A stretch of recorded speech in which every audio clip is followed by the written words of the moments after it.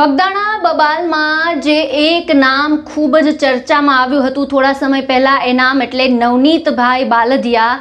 કોળી સમાજના આ નવનીત બાલદિયાને લઈને ખૂબ જ મોટા સમાચાર છે તે સામે આવી રહ્યા છે.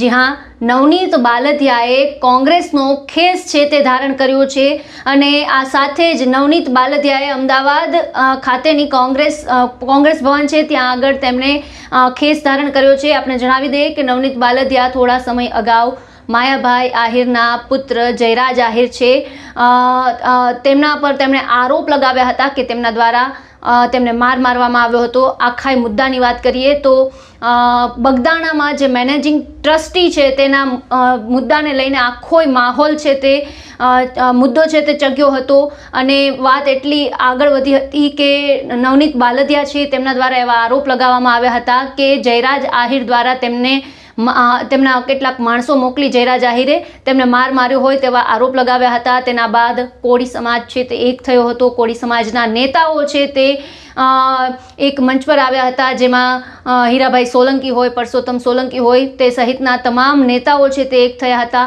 અને કોળી સમાજના આ યુવાન નવનીત બાલદિયાના પડખે આવ્યા હતા. અત્યારે ખૂબ જ મહત્વના સમાચાર સામે આવી રહ્યા છે. નવનીત બાલદિયા છે તેને કોંગ્રેસનો ખેસ છે તે ધારણ કર્યો છે. કોંગ્રેસના નેતા લાલજી દેસાઈ સહિતના અમુક અન્ય નેતાઓ છે તેમની હાજરીમાં આ ખેસ તેમણે ધારણ કર્યો છે. એક પત્રકાર પરિષદનું પણ આયોજન થયું હતું. આ દરમિયાન લાલજી દેસાઈએ શું કહ્યું હતું તે સાંભળો. કાર્યક્રમ જોયો કે અમારા પ્રદેશ પ્રમુખ શ્રીના હસ્તે ભાવનગર જિલ્લામાંથી ભારતીય જનતા પાર્ટી સાથે છેડો ફાડી અને જેમ દેશના તિરંગા સાથે જોડાય એમ કોંગ્રેસનો તિરંગો એમણે ધારણ કર્યો છે. એ જ રીતે લીંબડીમાંથી આમ આદમી પાર્ટી નું સમગ્ર માળખું પ્રમુખ, ઉપપ્રમુખ, એના વિવિધ સેલ અને ડિપાર્ટમેન્ટના પ્રમુખશ્રીઓ એ બધા જે છે એ અત્યારે આજે કોંગ્રેસનો ખેસ પહેરી અને આ દેશની એક જુદા જ પ્રકારની વૈચારિક લડાઈ, દેશની જનતાની લડાઈ જે અત્યારે ચાલી રહી છે.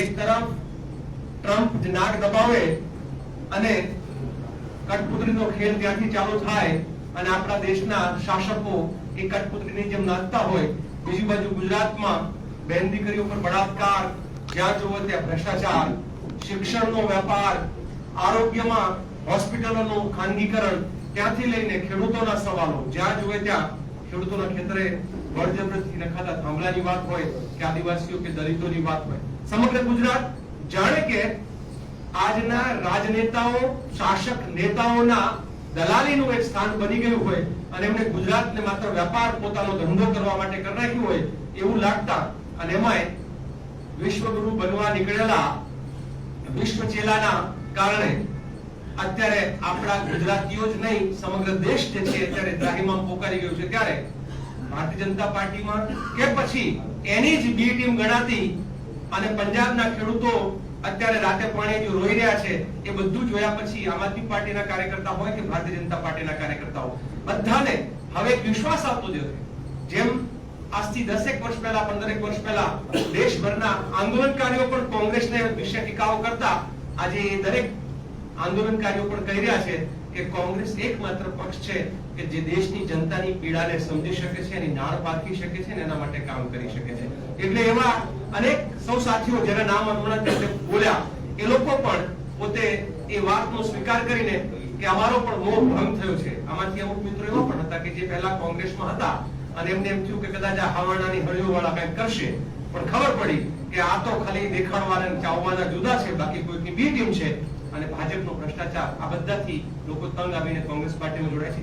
સ્થાનિક સ્વરાજની ચૂંટણીનો શંખનાદ જ્યારે થયો છે ત્યારે આપ જોવો છો કે એક બાજુ જનતાનો ગર્જનાદ પણ એવો છે કે આ વખતે તો ગમે તે થાય, પરિવર્તન એ જ એકમાત્ર વિકલ્પ. અને આ પરિવર્તનનો જે પવન ફૂંકાઈ રહ્યો છે, રોજ આ કોંગ્રેસ પાર્ટીના હેડ ઓફિસમાં અહીંયા આપ જોવો છો કે ભાજપને છોડીને, આમ આદમી પાર્ટી છોડીને કોંગ્રેસમાં વિશ્વાસ વધારનાર વ્યક્તિઓ જે છે એનો ઉત્તરોત્તર વધારો થઈ રહ્યો છે. આવનાર ચૂંટણીઓના પરિણામો પણ એ આપણને બતાવશે કે લોકોનો વિશ્વાસ કઈ તરફ છે, શું છે. આપનો આભાર. કઈ પ્રશ્ન હોય તો અહીંયા વાતચીત કરીશું. બાકી આપનામાંથી કોઈ પ્રતિનિધિત્વ કઈ પોતાનો વાત મૂકવા માંગતા હોય તો પાર્થુભાઈ વ્યક્તિગત પછી કરશો કે નવનીતભાઈ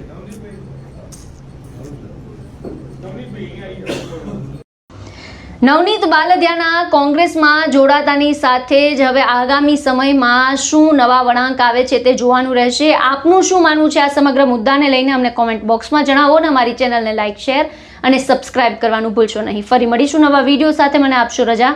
નમસ્કાર.